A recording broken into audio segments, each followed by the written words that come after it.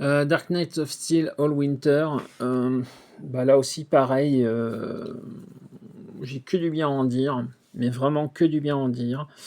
Bon, pour mémoire, donc la mini-série, bah, je l'avais acheté, parce que ça m'était tombé dans les mains. C'était l'occasion de lire quelque chose et puis voilà, de faire des achats à Angoulême. J'avais adoré la mini-série. Là, bah, pour le coup, on est sur 2 histoires, qui pour le coup sont vraiment, super intéressantes. Donc c'est un monde alternatif, pour mémoire, hein, DC Knights of Steel. Là, il y en a une partie qui se passe, plus ou moins dans des terres nordiques, pleines de glace et sans couleur.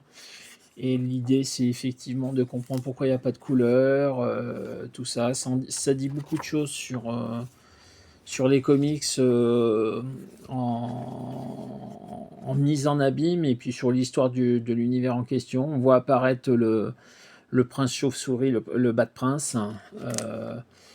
La deuxième partie, c'est l'histoire de Arthur Curry, le Aquaman, et de voir comment son histoire s'intègre dans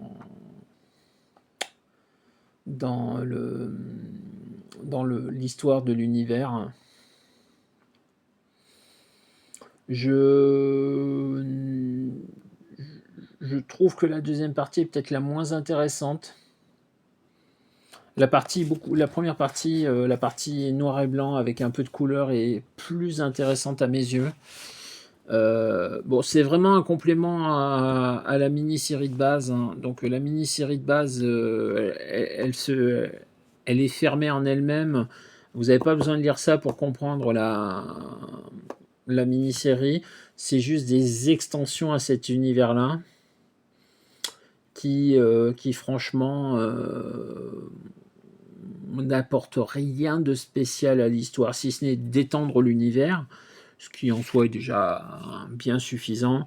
Et c'est hyper appréciable d'avoir cet univers-là, très, très, très spécial, qui s'étend un peu sur ces deux récits-là.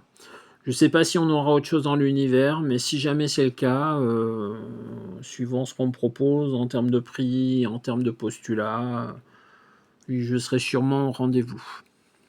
Je vous conseille donc Dark Knight of Steel et donc le complément All Winter.